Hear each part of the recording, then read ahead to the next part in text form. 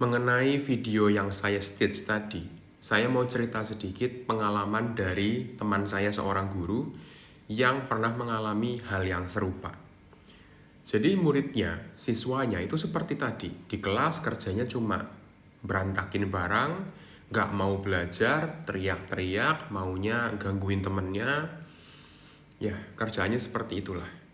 Tapi guru zaman sekarang mau menghukum gak bisa karena ada rasa takut, mau memberikan disipliner gak bisa, mau marah gak bisa. Terus harus gimana? Terus kalau anaknya dimarahin, orang tuanya protes, padahal anaknya sudah jelas-jelas melanggar aturan yang ada di sekolah. Terus gimana? Orang tuanya dipanggil, ada yang datang, ada yang gak datang.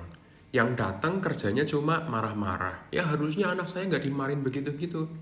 Udah diingetin, anaknya melanggar hukuman ini dan itu, tolong didisiplinkan juga di rumah. Orang tuanya malah bilang, ya itu kan tugas kalian sebagai seorang guru untuk mendisiplinkan, untuk mengajar. Guru kan tugasnya mengajar. Kayak gitu. Coba. Terus harus gimana? Mau ngajarin, mau disiplinin gak bisa. Mau ngasih tahu orang tuanya bebal orang tuanya. Harus gimana? Kalau saya nih ya, sebagai seorang psikolog yang cukup memperhatikan kasus-kasus tentang pendidikan. Kebetulan teman saya ada seorang psikolog pendidikan di kota Tegal ini. Saya juga pernah diskusi sama beliau, ya memang hukuman itu perlu kok. Hukuman disipliner selama memang konteksnya adalah untuk mendisiplinkan itu perlu.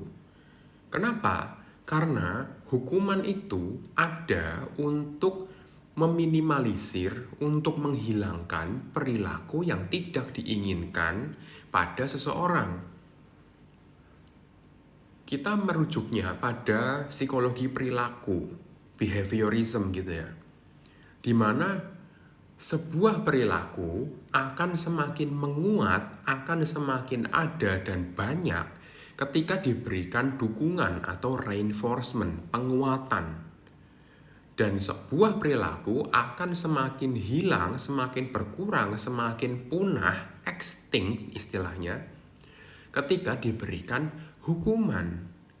Jadi seseorang, kenapa bisa sampai perilakunya seperti yang tadi saya stage? Anak-anak loh ini ya. Karena tidak pernah diberikan hukuman disipliner. Hukuman disipliner atau mungkin kita bilang punishment atau hukuman gitu ya. Itu tuh ada beberapa jenis. Tapi pada intinya adalah kita harus memberikan hukuman yang anak ini tidak suka dan anak ini suka.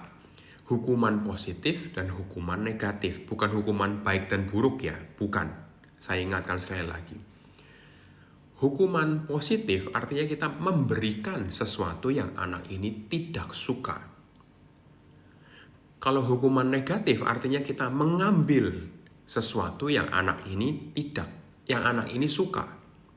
Sehingga dia merasa, oh kalau aku melakukan kesalahan, sesuatu yang aku suka akan diambil, atau aku akan diberikan sesuatu yang aku nggak suka, sehingga perilakuku akan termodifikasi. Berarti aku nggak akan melakukan hal yang negatif lagi. Logikanya kan begitu. Tapi kebanyakan orang salah memberikan hukuman. Dipikirnya misalkan gini, ketika seseorang melakukan kesalahan, anggaplah seorang siswa itu membolos, kemudian diberikan hukumannya adalah skors 3 hari, 4 hari. Apakah itu adalah sebuah hukuman bagi anak ini? Enggak. Malah seneng dia diskors gitu loh. Karena memang tujuan dia adalah untuk membolos, nggak mau sekolah. Sekarang kalau hukumannya adalah kita mengambil sesuatu yang dia suka, misalnya dia suka apa? Naik motor, motornya diambil. Atau dia suka main handphone, main tablet, tabletnya diambil selama 1 minggu. Kapok dia. Kemudian kalau orang tua melihat anaknya diambil sesuatu yang dia sukai, kemudian anak ini tantrum, jangan pernah nurutin keinginan anak ketika tantrum. Akhirnya nanti anak akan punya pikiran, karena anak-anak itu, anak-anak remaja terutama ya, itu akan berpikirnya, aku hanya akan melakukan sesuatu yang membuat aku merasa senang, membuat aku merasa untung juga, yang menguntungkan bagi aku. Sekarang kalau aku tantrum, sesuatu yang aku suka itu bisa kembali dari hukuman, ya akan aku lakukan tantrum itu terus. Kalau aku tantrum, orang tua aku, oh yaudah nih, kayak gitu. Ya aku tantrum terus aja. Enak soalnya, gitu loh. Jadi kalau kita sedang menghukum, kemudian anak ini tantrum, ya kita harus cuekin, harus biarin gitu loh. Sehingga apa? Modifikasi perilakunya anak. Tapi memang ini butuh kecerdasan, butuh kebijaksanaan, butuh wawasan, kesabaran, ketangguhan dari orang tua. Kalau orang tuanya nggak sabar, nggak tangguh, nggak cerdas, ya nggak bisa. Akhirnya nanti cuma bisa nyalah-nyalahin pihak sekolahnya aja. Ya kan tugas kalian sebagai pendidik, enggak juga. Di rumah kan juga ada orang tua sebagai pendidik. Enggak mau kamu mendidik anakmu, gitu loh. Kalau kamu di rumah tidak mau mendidik anakmu, jangan menyalahkan guru atau pendidik lainnya di luar rumah kalau memberikan disipliner, memberikan hukuman dengan keras, pendidikan dengan keras. Karena kamu sendiri aja di rumah nggak mau loh gitu. Ya. Jadi ketika kita sendiri aja nggak bisa memberikan pendidikan, ya serahkan kepada ahlinya, kan seperti itu. Memang menyakitkan bagi anak. Tapi dengan sakit, dengan rasa takut, dengan rasa trauma bahkan, kalau itu memang bisa menghilangkan perilaku buruk, terkadang memang harus dilakukan. Misalnya, sampai takut dengan gurunya karena gurunya suka marah-marah atau mukul. Ya kan mukul ada alasannya.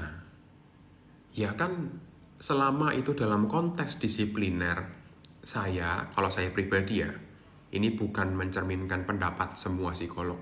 Kalau menurut saya pribadi, hukuman secara fisik, verbal, kalau masih dalam konteks disipliner, pendidikan, dan selama anak ini memang melakukan yang kelewat batas, itu menurut saya nggak apa-apa dilakukan.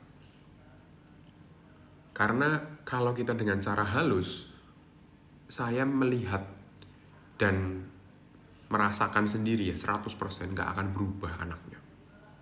Gitu loh ya. Tapi semoga Viti hari ini bukannya disalahpahami gitu ya. Coba kalian renungkan dulu maksud dari saya.